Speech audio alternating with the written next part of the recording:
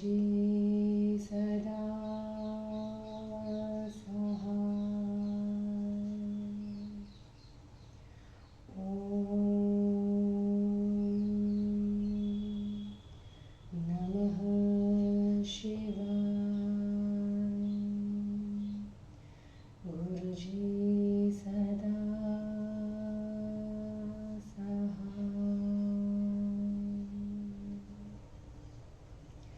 जय गुरुजी।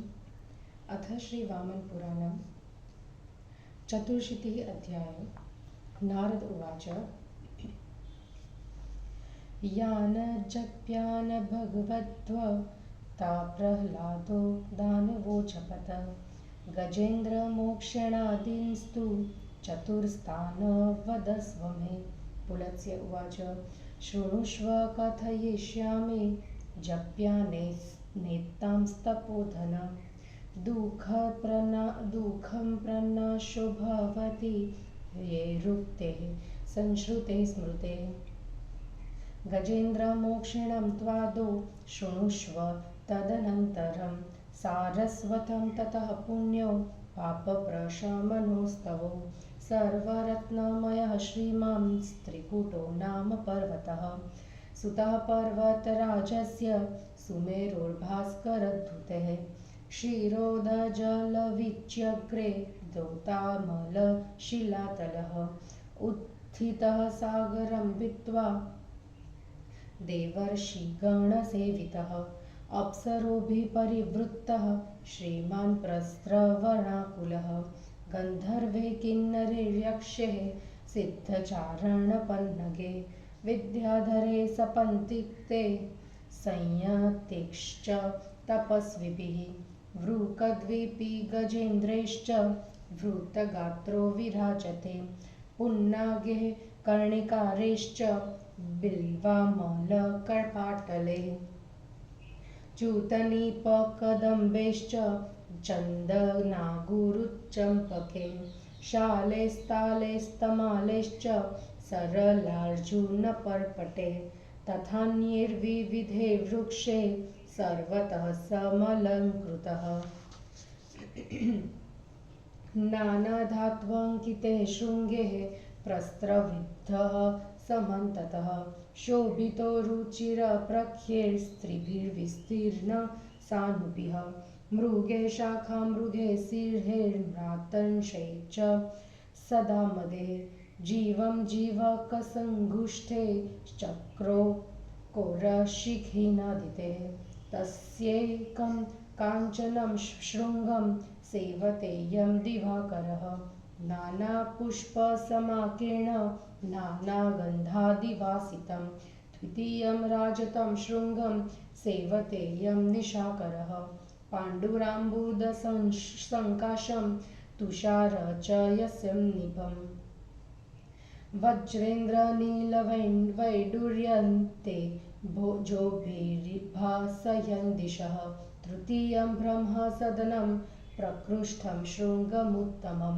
न ततः क्रुद्धतां पश्यन्ति न नृशंसा न नास्तिकाः नातप्ततपसो लोके ये च पापकृतो जनः तस्य सानुमतः पृष्ठे सरः काञ्चन पङ्कजं कारण्यवसमाकीर्ण राजहंसोपशोभितं कुमुदोत्पलकहारैः पुण्डरीकैश्च मण्डितं कमले शतपत्रैश्च काञ्चने समलकृतं पत्रैर्मरकतप्रख्यैः पुष्पैः काञ्चनसन्निधिभे गुल्मैः कीचकवेणूनां समन्तात् परिवेष्टितं तस्मिन् सरसि दुष्टात्मा विरूपोऽन्तर्जलेशयः आसीदग्राहो गजेन्द्राणां रिपुराकेकरेक्षणः अथ दन्तोज्ज्वलमुखः कदाचित् गजपूयुपथपः मदस्त्राभिजलाकाङ्गी पादचारीव पर्वतः वासयन्मदगन्धेन गिरिमेरावतोपमः गजो हञ्जनसङ्काशो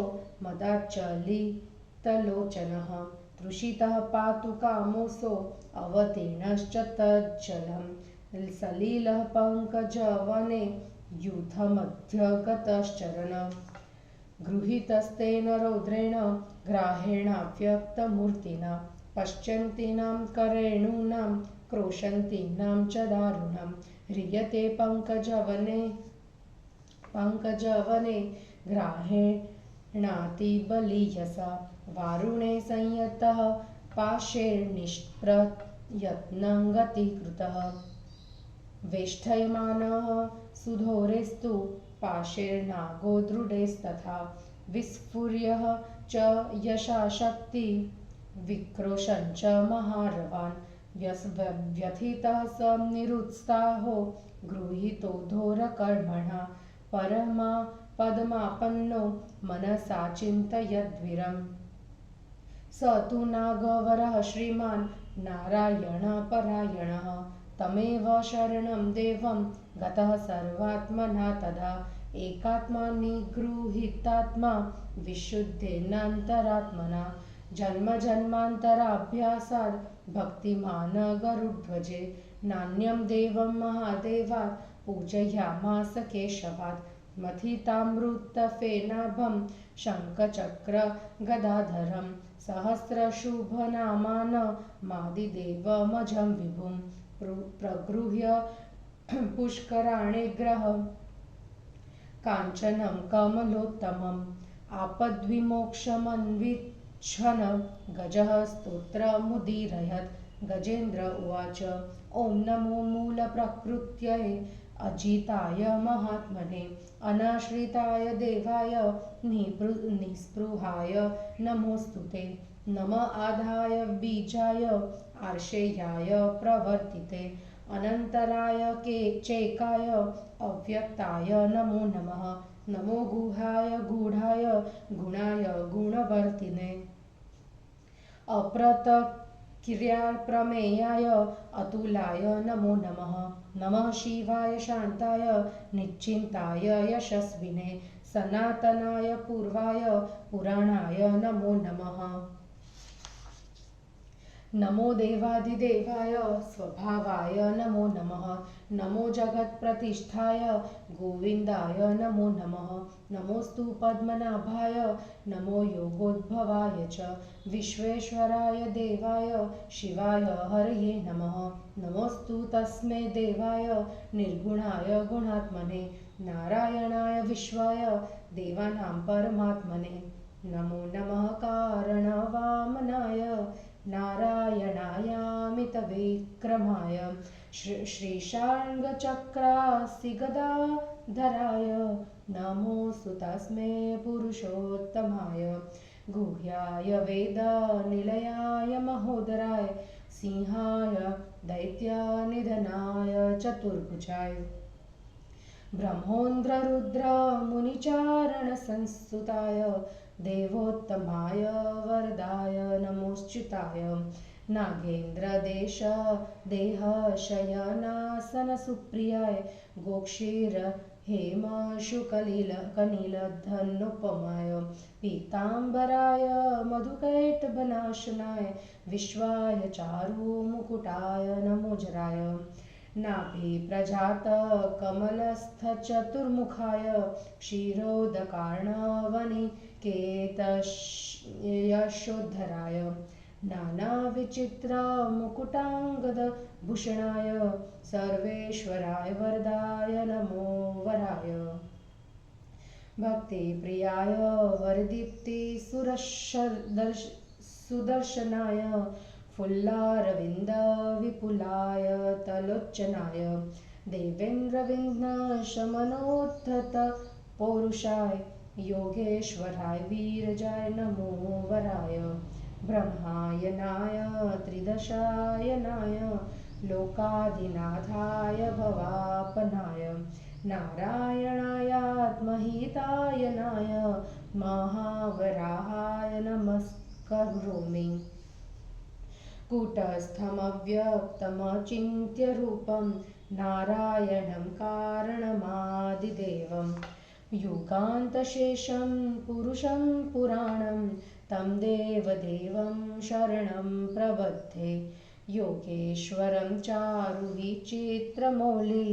मग्नेयमग्नं प्रकृते परस्थ्यं क्षेत्राज्ञमात्मा प्रभवं वरेण्यं तं वासुदेवं शरणं प्रपद्ये अदृश्यमव्यक्तमचिन्त्यमव्ययं महर्षयो ब्रह्ममयं सनातनं वदन्ति यं वे पुरुषं सनातनं तं देवगुह्यं शरणं प्रपद्ये यदक्षरं ब्रह्म वदन्ति सर्वगं निशम्ययं मृत्युमुखात् प्रमुच्यते तमीश्वरं तृप्तमनुत्तमे गुणे परायणं विष्णुमुपेमि शाश्वतं कार्यक्रियाकारणमप्रमेयं हिरण्यबाहुं वरपद्मनाभं महाबलं निधिं सुरेशं व्रजामि विष्णुं शरणं जनार्दनम् किरीटकेयूरमहार्हनिष्के रम्योत्तमालङ्कृतसर्वगात्रं पीताम्बरं काञ्चनभक्तचित्रं मालाधरं केशवमभ्युपेमि भवोद्भवं वेदविदां वरिष्ठं योगात्मनां साङ्ख्यविदां वरिष्ठम् आदित्यरुद्राश्वि वसुप्रभावं प्रभुं प्रपद्येच्युतमात्मवन्तनम् श्रीवस्ताकं महादेवं देवगुह्यमनोपमं प्रपद्ये सूक्ष्ममचलं वरेण्यमभयप्रदं प्रभवं सर्वभूतानां निर्गुणं परमेश्वरं प्रपद्ये मुक्तसङ्गानां यतीनां परमां गतिं भगवन्तं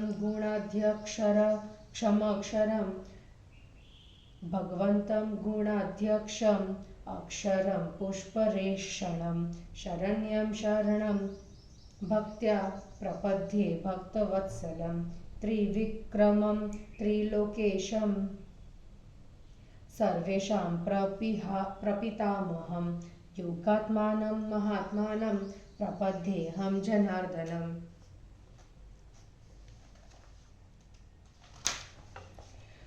अधिदेवमजं शम्भुं व्यक्त्याव्यक्तं सनातनं नारायणमणीयं सं प्रपद्ये ब्राह्मणप्रियं नमो वराय देवाय नमः सर्वसहाय च प्रपद्ये देवदेवेशं णीयां समणो सदा एकाय लोकतत्त्वाय परतः परमात्मने नमः सहस्रशिरसे अनन्ताय महात्मने त्वामेव परमं देव मृषयो देवपारगाः कीर्तयन्ति च यं सर्वे ब्रह्मादीनां परायणं नमस्ते पुण्डरीकाक्ष भक्तानामभयप्रद सुब्रह्मण्य नमस्तेस्तु त्राहि मां शरणागतं पुलत्स्य उवाच भक्तिं तस्यानुसञ्चिन्त्य नागस्यामोदसम्भवः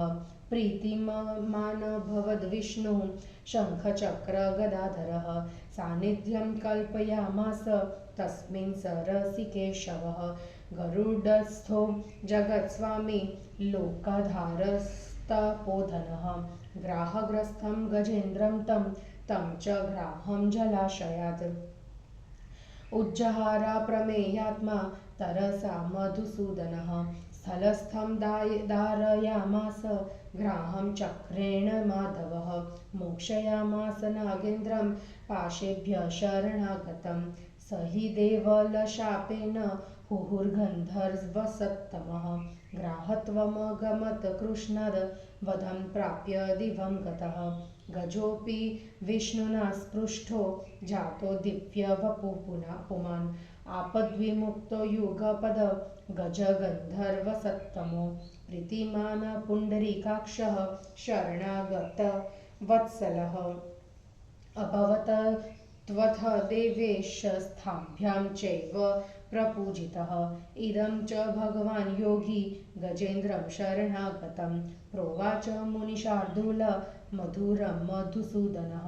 श्रीभगवान् उवाच ये मां त्वां च सरश्चैव ग्राहस्य च वितारणं गुल्मकी च करेणूनां रूपं मेरोः सुतस्य च अश्वत्थं भास्करं गंगां नैमिषारण्यमेव च संस्मरिष्यन्ति मनुजाः प्रयता स्थिरबुद्धयः कीर्तयिष्यन्ति भक्त्या च श्रोष्यन्ति च शुचिव्रताः दुःस्वप्नो नश्यते तेषां सुस्वप्रश्नप्रज्ञ भविष्यति मात्स्यं कौर्मश्च वाराहं वामनं ताक्ष्यमेव च नारसिंहं च नागेन्द्रं सृष्टिप्रलयकारकम् एतानि प्रातरुत्थाय संस्मरिष्यन्ति ये नराः सर्वपापैः प्रमुच्यन्ते पुण्यं लोकमवाप्नुयुः। पुलत्स्य उवाच एवमुक्त्वा ऋषिकेशो गजेन्द्रं गरुडध्वजः स्पर्शयामास हस्तेन गजं गन्धर्वमेव च ततो दिव्यवपुर्भूत्वा गजेन्द्रो मधुसूदनं जगाम शरणं विप्र नारायणपरायणः ततो नारायणः श्रीमान् मोक्षयित्वा गजोत्तमं पापबद्धाञ्च शापाच्च ग्राहं चाद्भुतकर्मकृत ऋषिभिः स्तूयमानश्च देवगुह्यपरायणे गतः स भगवान् विष्णुर्दुर्विर्जे ज्ञेय गतिः प्रभुः गजेन्द्रमोक्षणं दृष्ट्वा देवाः शक्रपुरोगमः भवन्दिरे महात्मानं प्रभुं नारायणं हरिं महर्षयश्च रणाश्च दृष्ट्वा गज विमोक्षणं विस्मयोत्फुल्लनयनः संस्तुवन्ति जनार्दनं प्रजापतिपतिर्बृह्या चक्रपाणिविचेष्टितं गजेन्द्रमोक्षणं दृष्ट्वा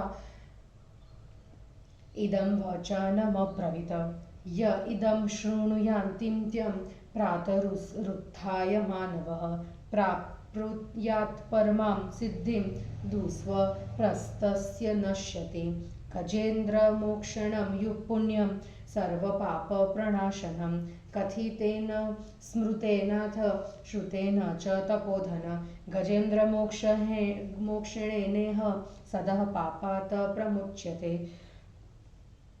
एतत् पवित्रं परमं सुपुण्यं संकीर्तनीयं चरितं मुरारेः यस्मिन् किलोक्ते बहु पापबन्धनात् लभ्येत मोक्षोद्विरदेन यत्तत् अजं वरेण्यं वरपद्मनाभं नारायणं ब्रह्मनिधिं सुरेशम् तं देवगुह्यं पुरुषं पुराणं वन्दाम्यहं लोकपतिं वरेण्यं।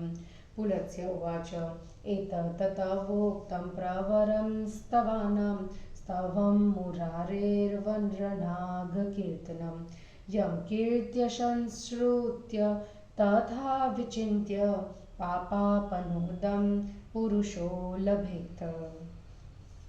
हिंदी अनुवाद। प्रहलाद के तीर्थ यात्रा प्रसंग में त्रिकुट गिरि स्थित सरोवर में ग्राह द्वारा गजेंद्र का पकड़ा जाना, गजेंद्र द्वारा विष्णु की स्तुति, गज ग्राह का उद्धार एवं गजेंद्र मोक्षण स्तोत्र की फलश्रुति का वर्णन।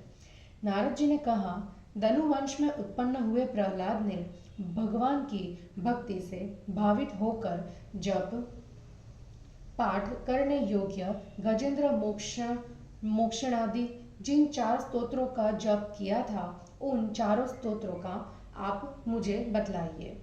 पुलत्स्य जी ने बोला, तपोधन, मैं उन जप करने योग्य स्तोत्रों का वर्णन करता हूँ जिनके कहने, सुनने और स्मरण करने से दुस्वप्नों का विनाश होता है। उसे आप सुने। पहले गजेंद्र मोक्षण स्तोत्र सुनिए, उसके बाद सरस्वत स्तोत्र एवं उसके बाद पापों के प्रशमन करने वाले 2 पवित्र स्तोत्रों का वर्णन करूंगा। सूर्य के सदृश कांति वाले पर्वतराज सुमेरु का पुत्र, सर्वरत्नों से भरा श्री से संपन्न त्रिकुट नाम का एक पर्वत है। क्षीर सागर के जल की लहरों से धुले हुए निर्मल शिलातल वाला वह पर्वत समुद्र का भेदन कर उसके ऊपर निकल आया है एवं देवता और ऋषिगण वहां सदा निवास करते हैं। अप्सराओं से घिरा, जड़ते हुए झरनों वाला, गंधर्वों, किन्नरों, यक्षों, सिद्धों, चारणों, पन्नगों, पत्नी के साथ विद्याधरों, संयम का पालन करने वाले तपस्वियों और भेड़ियों, चितों एवं गजेंद्रों से भरा पूरा वह शोभाशाली पर्वत अत्यंत सुशोभित है। पुन्नग, कर्णिकार, बिल्व, अमलक, पाटल, आम्र, नीप, कदंब, चंदन, अगुरु, चंपक, शाल, ताल, तमाल, सरल, अर्जुन, परपट तथा दूसरे बहुत प्रकार के वृक्षों से वह पर्वत सब तरह से सुशोभित है। वह पर्वत भांति भांति की धातुओं से चमकती चोटियों, चारों ओर से बहने वाले झरनों और अत्यंत मनोहर तथा सुदूर देश में फैले हुए 3 शिखरों से शोभित है। वह पर्वत हरिण, बंदर, सिंह, मद से मत वाले हाथी, चातक, चकोर एवं मोर आदि के शब्दों से सदा शब्दायमान होता रहता है। कई प्रकार के फूलों से भरे पूरे एवं तरह तरह की सुगंधों से सुवासित उसके एक सुनहले शिखर का सेवन सूर्य करते हैं। सफेद बादलों की तरह एवं बर्फ के ढेर के समान चांदी जैसी उसकी दूसरी चोटी का सेवन चंद्रमा करते हैं। हीरा, इंद्रनील, वैडूर्य आदि रत्नों की चमक से दिशाओं को प्रकाशित करने वाला उसका अत्यंत उत्तम तीसरा शिखर ब्रह्मा का निवास स्थान है। कृतज्ञ, क्रूर, नास्तिक, तपस्या से हीन एवं लोक में पाप कर्म करने वाले मनुष्य उसे नहीं देख सकते। उस पर्वत के पीछे की ओर कमलों से युक्त, कारंडव पक्षियों से भरे, राजहंसों से सुशोभित कुमुद, उत्पल, कल्हार, पुंडरीक आदि अनेक प्रकार के सुनहले कमलों से अलंकृत एवं सुनहले शतपत्रों वाले तथा अन्य प्रकार के कमलों से और भी सुशोभित एवं मरकत के सदृश पत्तों तथा सोने के समान पुष्पों और हवा से चूं चूं शब्द करने वाले बांस के झाड़ों से चारों ओर से घिरा एक सरोवर है। उस सरोवर के जल में हाथियों का शत्रु, दुष्ट स्वभाव का आदि खुली आंखों वाला कुरूप एक मगर रहता था। एक समय उज्जवल दांतों वाला मदस्नावी पैर से चलने वाले पर्वत के समान मद के गंध से वासित ऐरावत के सदृश अंजन की भांति काला, मद के कारण चंचल नेत्रों वाला प्यासा एक गजयुथपति पानी पीने की इच्छा से उस सरोवर के जल में बैठा और कमलों की समूह में अपने झुंड के बीच में रहकर क्रीड़ा करने लगा। जल के भीतर अपने शरीर को छिपाए हुए एक भयंकर ग्राह ने उसे पकड़ लिया। करुण स्वर से जिज्ञाद कर रही हाथिनियों के देखते ही देखते अत्यंत बलवान ग्राह उसे कमलों से संकुल जल में खींच ले गया और वरुण के पाशों से बांधकर उसे चेष्टा रहित एवं गतिहीन विवश कर दिया। वहां सुदृढ़ और भयंकर पाशों से आबद्ध हो जाने के कारण गजराज यथाशक्ति छटपटाकर उस ऊंचे स्वर से जिघाने लगा। क्रूर कर्म वाले उस ग्राह के द्वारा पकड़े जाने पर वह पीड़ित और उत्साह रहित हो गया। भारी विपत्ति में पकड़ कर भारी विपत्ति में पड़कर वह मन से भगवान श्री हरि का ध्यान करने लगा। वह सुंदर गजराज पूर्व जन्म का नारायण का भक्त था, इसलिए वह उस समय सर्वतोभावेन उन्हीं देव की शरण में प्रपन्न हो गया। वह गजराज जन्म जन्मांतर के अभ्यास से एकाग्र एवं संयतचित्त होकर विशुद्ध अंतःकरण से गरुड़ध्वज भगवान विष्णु की भक्ति में लग गया था। उसने महान देव केशव के सिवा अन्य देवताओं की पूजा नहीं की। उस गज ने मथे हुए अमृत के फेंक के समान कांति वाले शंख तथा चक्र और गदा को धारण करने वाले सहस्रों शुभ नाम वाले आदि देव एवं अजन्मा सर्वव्यापक विष्णु का ध्यान किया और अपने शुंड के अग्रभाग में एक उत्तम स्वर्ण कमल लेकर आपत्ति से मुक्ति प्राप्त करने की इच्छा से उस स्तोत्र का पाठ करने लगा। गजेंद्र बोला, ओम मूल प्रकृति स्वरूप महान आत्मा अजित विष्णु भगवान को नमस्कार है। अन्यों पर आश्रित न रहने वाले एवं किसी वस्तु की प्राप्ति की इच्छा से रहित आप देव को नमस्कार है। आद्य बीज स्वरूप ऋषियों के आराध्य देव संसार चक्र के प्रवर्तक आपको नमस्कार है। अंतर रहित सर्वत्र व्याप्त एकमात्र अव्यक्त को पुनः पुनः नमस्कार है। गुह्य गुण गुण स्वरूप एवं गुणों में रहने वालों नमस्कार है। तर्क से अतीत निर्णयात्मिका बुद्धि से भी नहीं समझे जाने योग्य अतुलनीय को बार बार नमस्कार है। प्रथम मंगलमय शांत निश्चिंत यशस्वी सनातन और पुराण पुरुष को बार बार नमस्कार है। आप देवाधिदेव को नमस्कार है। स्वभाव स्वरूपी आपको बार बार नमस्कार है। जगत की प्रतिष्ठा करने वाले आपको नमस्कार है। गोविंद को बार बार नमस्कार है। पद्मनाभ को नमस्कार है और योग से उत्पन्न होने वाले योगोद्भव को नमस्कार है। विश्वेश्वर देव शिव हरि को नमस्कार है। निर्गुण और गुणात्मा उन प्रसिद्ध देव को नमस्कार है। विश्वात्मा नारायण एवं देवों के परम आत्मा आपको नमस्कार है। कारणवश वामन रूप धारण करने वाले अतुल विक्रम वाले नारायण को नमस्कार है। श्री शांग चक्र तलवार एवं गदा धारण करने वाले उन पुरुषोत्तम को नमस्कार है। गुह्य वेद निलय महोदर दैत्य के निधन के लिए सिंह रूप धारण करने वाले चार भुजाओं वाले ब्रह्मा इंद्र रुद्र मुनि तथा चारणों के द्वारा स्तुत किए गए वरदानी देवोत्तम अच्युत भगवान को नमस्कार है। शेष नाग के शरीर पर प्रसन्नता पूर्वक शयन करने वाले गोदुग्ध स्वर्ण शुक्र एवं नीलधन की उपमा से युक्त पीला वस्त्र धारण करने वाले मधु कैटभ का विनाश करने वाले सुंदर मुकुट धारण करने वाले वृद्धावस्था से रहित विश्व की आत्मा आप देव को नमस्कार है। नाभि से उत्पन्न हुए कमल पर स्थित ब्रह्मा से युक्त क्षीर समुद्र को अपना निवास करने वाले यशस्वी अनेक प्रकार के विचित्र मुकुट एवं अंगद आदि आभूषणों से युक्त वरदानी तथा वर स्वरूप सर्वेश्वर को नमस्कार है। भक्ति के प्रेमी श्रेष्ठ दीप्ति से सर्वथा पूर्ण सुंदर दिखलाई देने वाले खिले हुए कमल के समान विशाल आंखों वाले देवेंद्र के विघ्नों का विनाश करने के लिए पुरुषार्थ करने को उद्धत वर स्वरूप विरज योगेश्वर को नमस्कार है।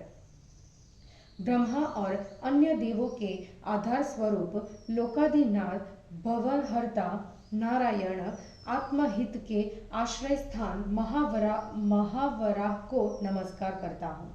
मैं कुटस्थ अव्यक्त अचिंत्य रूप वाले कारण स्वरूप आदि देव नारायण युगांत में शेष रहने वाले पुराण पुरुष देवाधिदेव की शरण ग्रहण करता हूँ।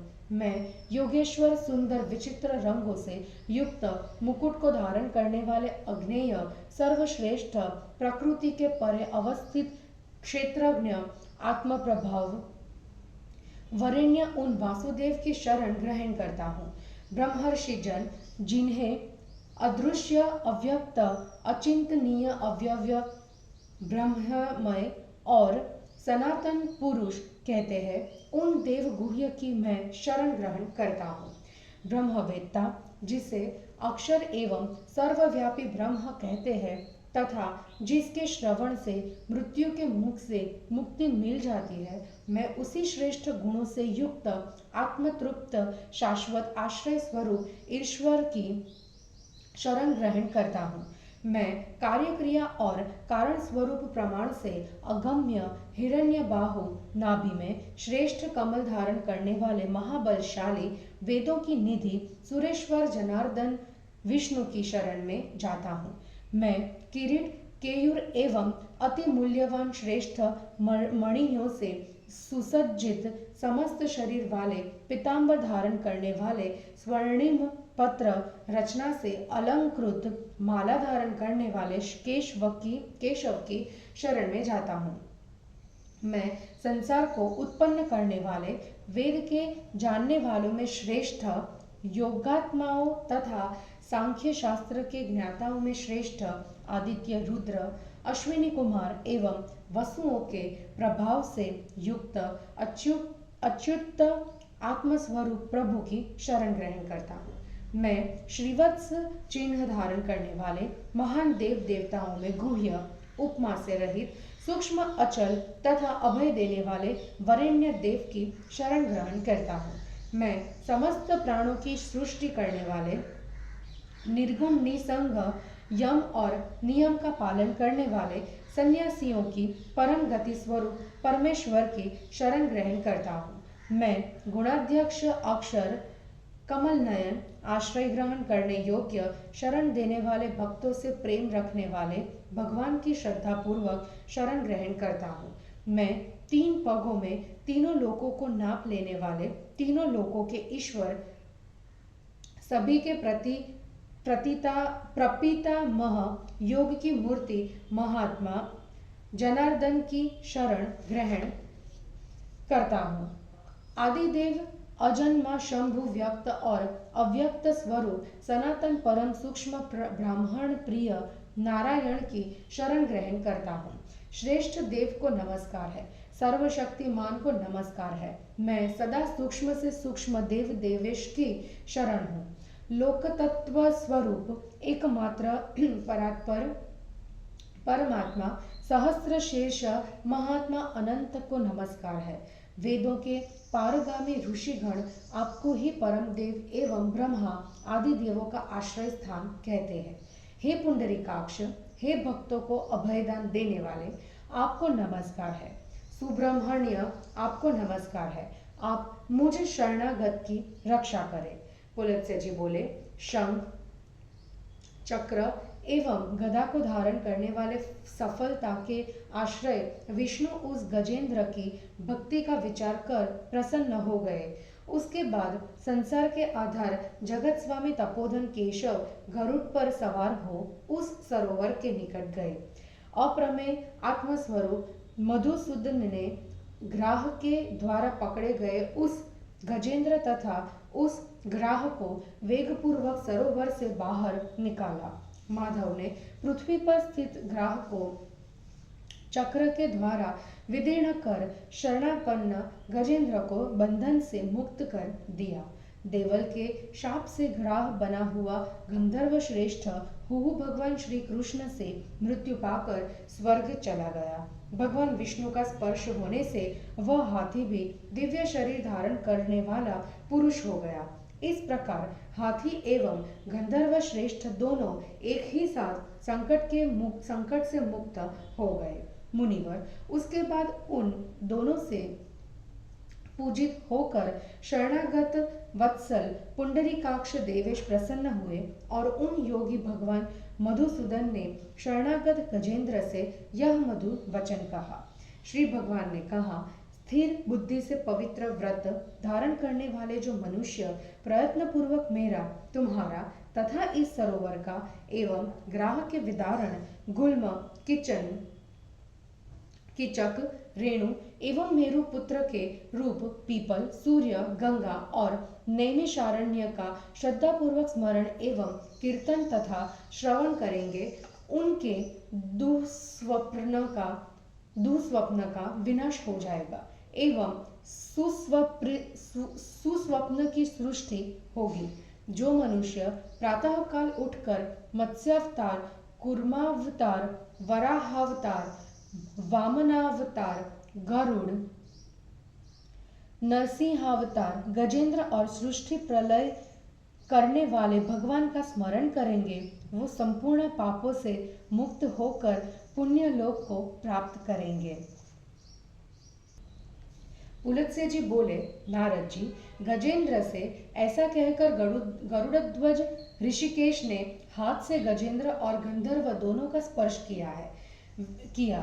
हे विप्र, उसके बाद नारायण की आराधना करने में लीन गजेंद्र दिव्य शरीर धारण कर मधुसूदन की शरण में चला गया।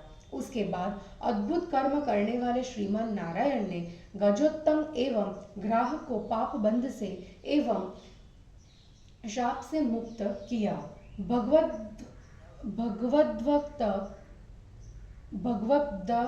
ऋषियों द्वारा स्तुत होते हुए वे अविघ्नेय गति वाले प्रभु भगवान विष्णु अपने धाम चले गए। गजेंद्र के मोक्ष को देखकर इंद्र आदि देवों ने महात्मा प्रभु नारायण श्री हरि की वंदना की।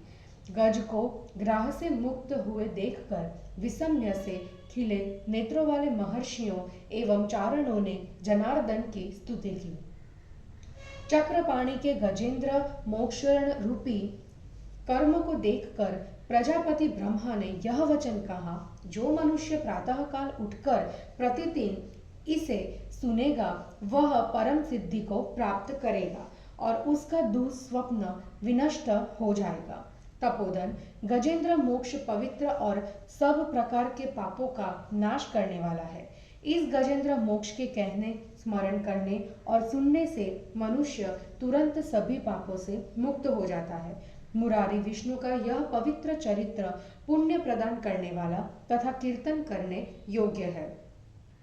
इसे कहने से मनुष्य गजेंद्र के समान अनेक पापों के बंधन से मुक्त हो जाता है। मैं अज वरेण्य श्रेष्ठ पद्मनाभ नारायण ब्रह्मनिधि सुरेश देवगुह्य पुराण पुरुष उन लोक स्वामी की वंदना करता हूँ। पुलत्स्य जी बोले, स्तुतियों में श्रेष्ठ गजेंद्र द्वारा कीर्तित मुरारी के इस श्रेष्ठ स्तोत्र को मैंने तुमसे कहा।